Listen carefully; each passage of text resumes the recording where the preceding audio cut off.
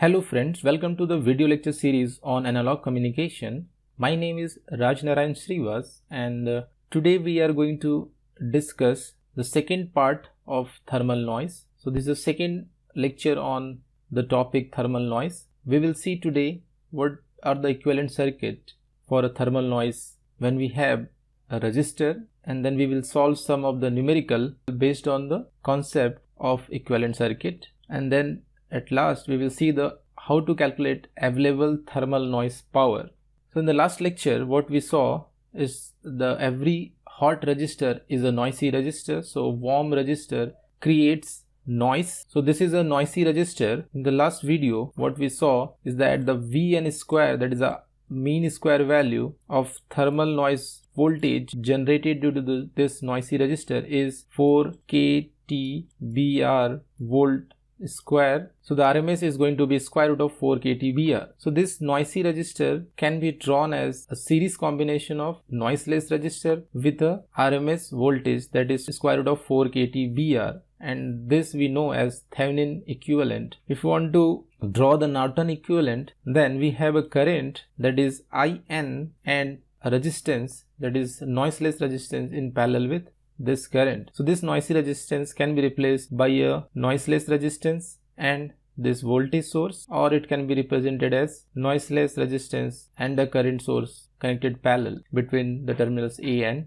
B, right? So how to get this IN from this Vn? So this IN expression can be derived as follows, that is IN is nothing but voltage upon the resistance, and Vn is nothing but square root of 4 kTbr divided by R, that is the square root of 4 kTbr upon R.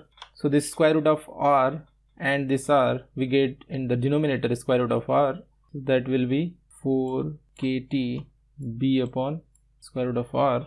That is nothing but 4 kTb into G, because the conductance is 1 over R. So we get this expression. So let us see some of the numericals based on this Thevenin and Norton equivalent circuit of a thermal noisy resistor. Let us discuss the first numerical. So find the RMS thermal noise voltage appearing at the output terminal, that is A and B. Temperature of all these resistance are same, means all the resistance are kept at the same temperature, that is 290 Kelvin, and the bandwidth of observation is 100 kilohertz. So there are three resistors R1, R2 and R3. If you see this, R1 and R2 are in series, and then these are parallel with R3. So the very first step is to replace all the noisy resistor with their Thevenin equivalent circuit or Norton equivalent circuit. So replace all the noisy resistor in the question, that is three resistors, with their Thevenin equivalent. This can be Norton as well. So R1 replace with Thevenin equivalent, that is noiseless R1 in series with its voltage, then R2 which is noiseless resistance now in the series with this V2, and R3 is also noisy, so it can be replaced by this noiseless R3 with its voltage source V3. So these are the RMS voltages of each resistor, that is V1 is square root of 4 kTbr1, V2 is square root of 4 kTbr2, and V3 is square root of 4 kTbr3, and these all resistance are now noiseless resistance. So what we would like to find here is one Thevenin equivalent voltage source between this A and B, and then R equivalent.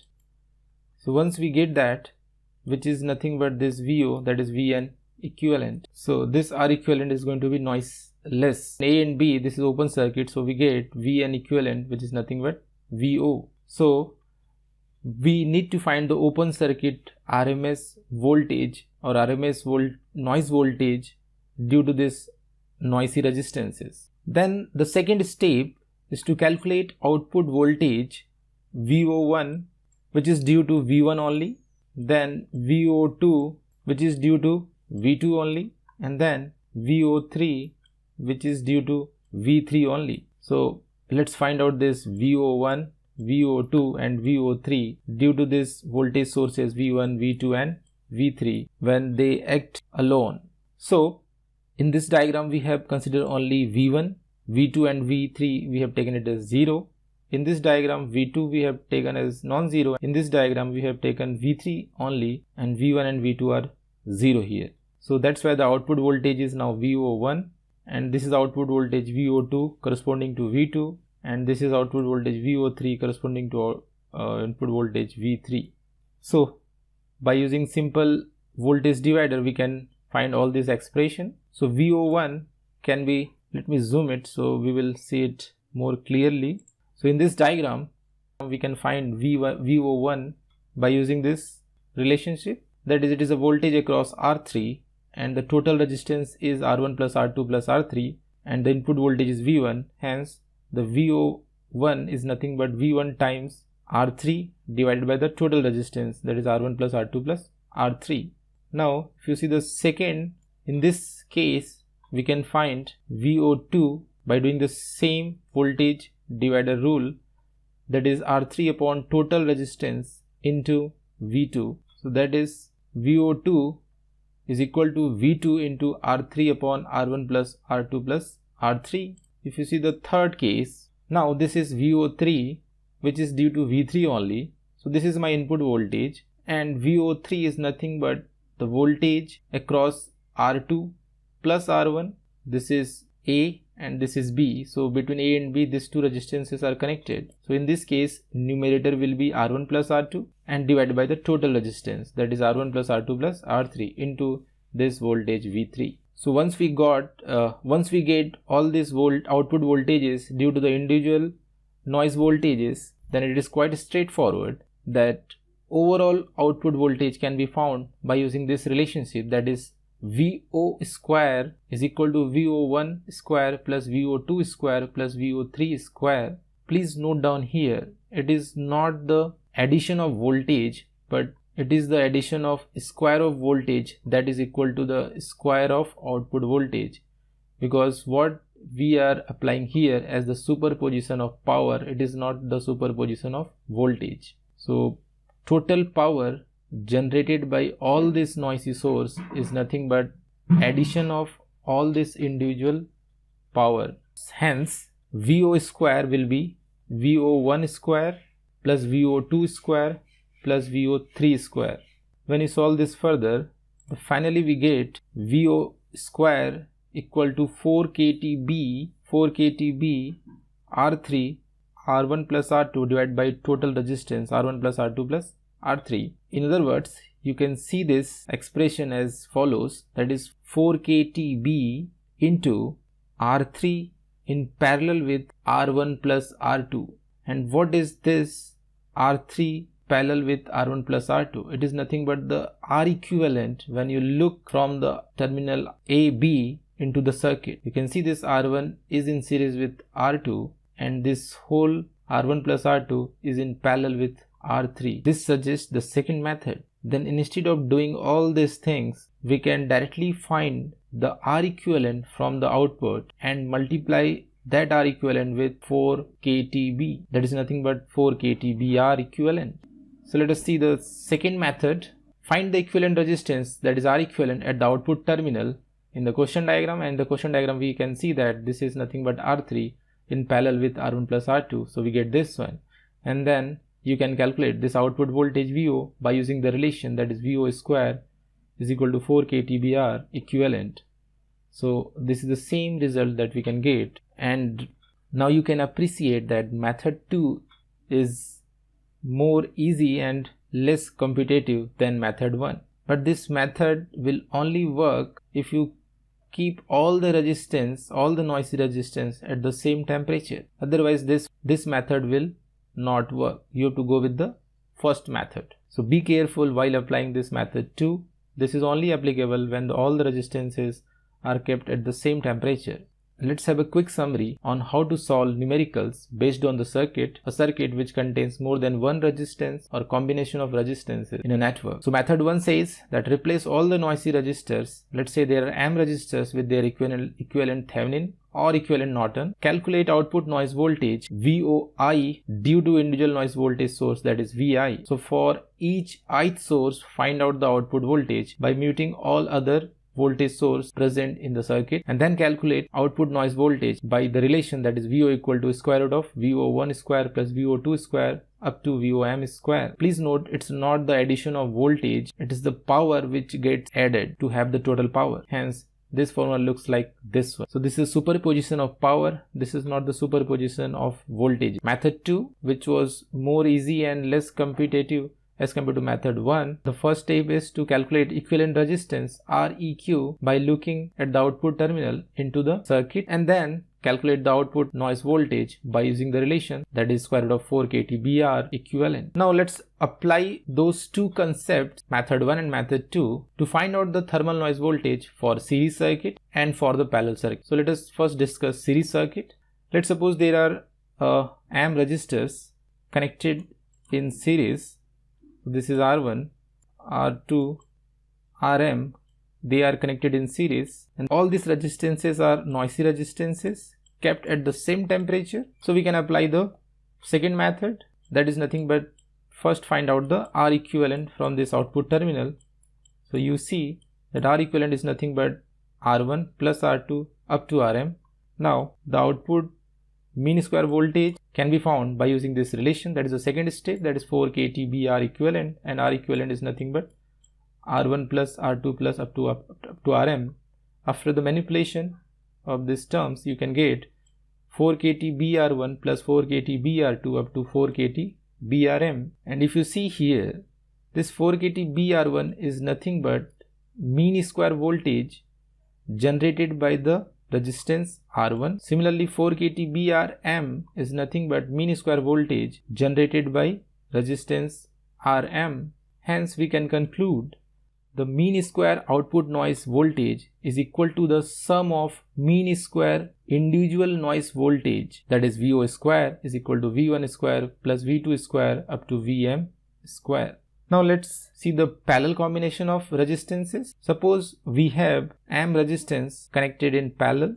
So this is R1, this is R2 and this is Rm. They are connected in parallel, and we are interested that what is the overall output noise power generated by this parallel combination of resistances. So for this case, finding the Norton equivalent is more easier. Let's suppose G1 is the conductance value of R1, G2 is conductance value of R2, and Gm is the conductance value of Rm. Or G1 is nothing but 1 upon R1, G2 is nothing but 1 upon R2, and Gm is nothing but 1 upon Rm. So first find out, let's say, G equivalent. Here we find the G equivalent, since all these conductance are in parallel, all these resistance are in parallel, so G equivalent has to be G1 plus G2 plus up to Gm. So this is G equivalent is equal to G1 plus G2 up to Gm, and then we know that the mean square output current is nothing but 4 kTb G equivalent. Therefore this is going to be 4 kTb in bracket G1 plus G2 up to Gm. If you separate this term, you get 4 kTb G1 plus 4 kTb G2 up to 4 kTb Gm. If you see this 4 kTb G1 is nothing but mean square noise current due to resistance R1, and similarly 4 kTb Gm is nothing but mean square output current due to amp resistance. Hence we can conclude, for a parallel combination of noisy resistances kept at the same temperature, the overall output mean square noise current is the sum of mean square individual noise current. Now let us discuss the last topic, which is nothing but available thermal noise power, that is PAN. Till now we have discussed what is thermal noise power generated from a resistor. Now we would like to know what is the maximum thermal noise power that is available to the other resistor or system which is coupled or connected to that noisy resistor. So the noisy resistor is generating thermal noise power, that is Pg, that is 4 kTb. And now suppose any circuit or any resistance is connected to that noisy resistance, then we would like to know what is the maximum thermal noise power that we can get from that noisy resistor. So the symbol we use for this available thermal noise power is PAN, A for available. So available noise power means we are assuming this is a maximum noise power available to the load connected to that noisy resistance. So this is a noisy resistance replaced by its Thevenin equivalent. So this is R, which is noiseless, and this is RMS value, that is square root of 4 kT BR, connected between terminal A and B. So this is the RMS value. Now if you see the next part, it is what the load resistance which is coupled or connected to this noisy resistance.